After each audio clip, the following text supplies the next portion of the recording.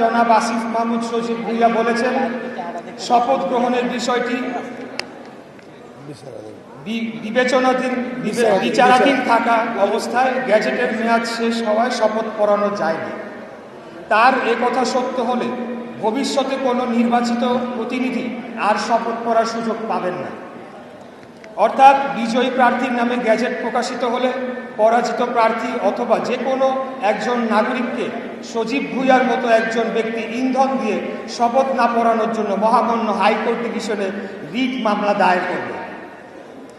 আর ওই রিট মামলা 30 দিন অনিষ্পন্ন থাকলে গ্যাজেটে উল্লেখিত 30 দিনের মেয়াদ শেষ হয়ে গেলে ভবিষ্যতে কোনো জনপ্রতিনিধি শপথ পড়ার সুযোগ পাবেন না।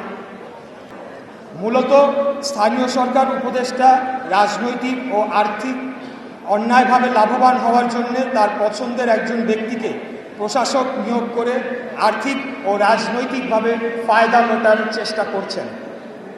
অসত্য এবং বিভ্রান্তিমূলক তথ্য গণমাধ্যমে উপস্থাপনের জন্য স্থানীয় সরকার উপদেষ্টা পদে জনাব সজীব ভুঁইয়ার বহাল থাকার নৈতিক অধিকার হারিয়েছেন। তিনি শপথ ভঙ্গ করেছেন। শপথ ভঙ্গ করার জন্য আমরা তার পদত্যাগ দাবি করছি।